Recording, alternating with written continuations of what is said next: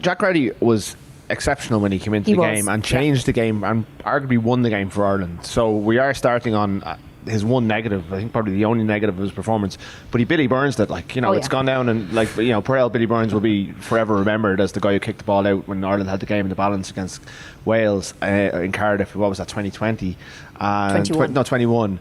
The last time they lost their two opening games. It just kind of summed up the day. Like, I wouldn't necessarily look, this is probably the problem with the Ireland's both of Ireland's 10s at the moment, is that they do good things and then they follow them up with a bad. It's almost emblematic of the team, who seem to be incapable of backing up good moments with more good moments. Even like Balakoon gets up and wins a kick-off and Jeremy Loughman knocks it on. In Paris they won 3 or 4 turnovers and knocked on at the next phase. And James Lowe, the crowd is on their feet. James Lowe has made this big lung-busting break. I think Timoney carried it on.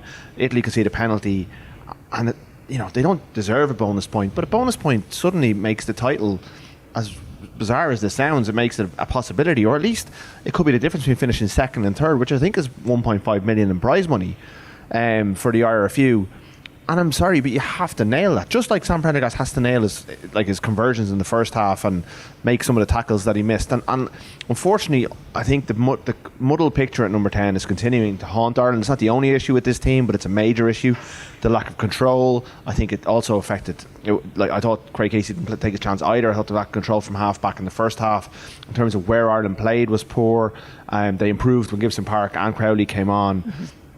And Crowley nailed it. It was his he has to start in Twickenham next, based on what we saw. But still, he managed to throw that one in at the end. But Cian, I know you asked Andy Farrell, and he was very quick to defend Jack Crowley. Is that fair enough? Yeah, but I wasn't asking him necessarily about Jack Crowley's missed kick. And I thought, actually, I know you'll have a bit more sort of on this in sort of the Monday embargoed quotes. But I thought I'll give listeners like a flavor. Like, the question I asked was to Andy Farrell: was his overriding feeling relief that Ireland came away with the win, or frustrated that they actually didn't get the bonus point at the end? But before I could finish the question, Andy Farrell kind of jumped down my throat, which I think gives you a slight indication. I don't think he necessarily jumped out. No, I don't think so. I think he got very defensive. I've seen him jump down people's throats. I think he got very defensive, and from what he continued saying in the embargoed section, I think gives you a real insight into probably how difficult he's finding the 10 situation as well, for the reasons that you've outlined. Because I think at the end of it, he will be frustrated that Ireland didn't get a bonus point. Of course he will. Italy still above Ireland in the table. As crazy as that sounds, and obviously we're watching England at the moment losing to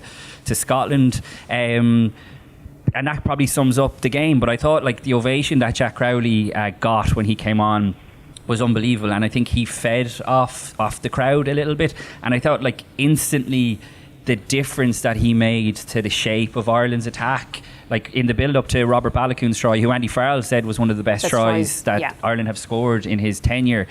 Crowley was central to that in terms of taking the ball to the line, playing it flat, asking different kinds of questions. He nailed the conversion, he nailed the penalty straight after that, and that puts Ireland 20-10, wasn't it, in front. And then to throw in the clanger at the end was just really disappointing. But I think on the whole, I think the glass is definitely half full for Jack Crowley, and I think he should probably start in Twickenham next week. Jack Crowley plays like that, it's like the Croke Park performance earlier this season. He's the best 10 in Ireland.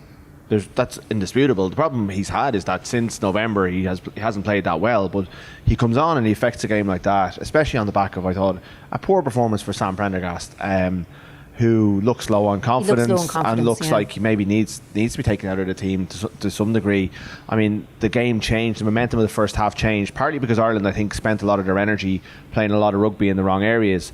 But if you're thinking of a moment, it's a bit of aimless Sam Prendergast chip followed by a missed tackle on Pani that suddenly Italy surged through, and they get back into the game on the back of that. And he wasn't the only player to underperform, but I think when this is soap opera around the number 10s is not helping Ireland, and we're talking about it again, but that's because neither of them are really grabbing it. Now, Crowley grabbed it today. If he grabs it in Twickenham, the place where probably he started to lose control of it in 2024, if we think back to that season and that game getting away from Ireland, then it's his for the foreseeable, I think. But it's still not settled, and I think as long as it's not settled, it's undermining this team's ability to kick on and get back anywhere close to where they were at their best. If you're being true to your squad and you're saying to them, if you deliver, I'll back you, I think he has to go with Crowley. I'd like to know how Harry Byrne's been training as well. Like, if Harry Byrne's been training well, and then there's a case for him to be on the bench ahead of Prendergast. I also think there's a case for Nate, I always call Nathan Doak Neil Doak, for Nathan Doak to be in there because he's probably the best goal kicker in the squad. So if there's a problem with the goal kicking, which there has been for Jack Crowley across the season, and also I don't think Casey did himself any favours today, so I probably not a debut away in Twickenham, but like, everything I see from Doak this season, and as I say, the more Ulstermen the merrier at the moment.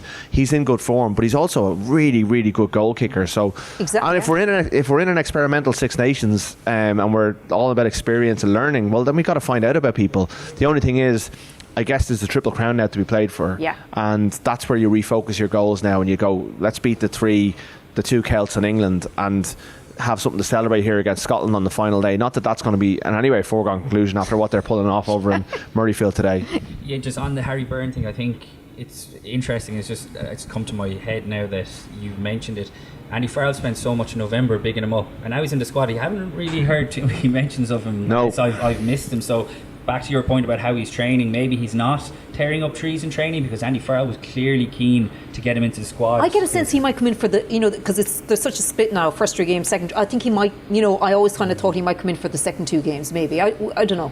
Yeah, or he needs to get some bench time. I think he sees the two, like Jack Crowley and Sam Prendergast, as his main 2 guys. But what happens if one of them was to get injured, before a World Cup quarter final, round of 16 next year, and Harry Byrne doesn't have enough game time in the seat, so they need to be careful in terms of managing that too. Like, Byrne's been good starting, like, he has been great, but he's been getting games, like, he's obviously training well in Leinster because they're picking him ahead of Prendergast for big games, and actually they played quite well together. So maybe Prendergast coming off the bench with that little bit of pressure off, having seen the game, like, for an out half to watch the game for 60 minutes, that helps. Like, Jack Crowley has seen where the space is, so he comes on and he has a really good idea of, and that gives him some good knowledge coming in. I thought they played well together last week when they came on, but I do think that the hierarchy should change, because I think you got to reward form, and you got to send a few messages as well that, like, nobody's place is sacred in this team. And I said it worked with Lowe today, Yeah, no, absolutely.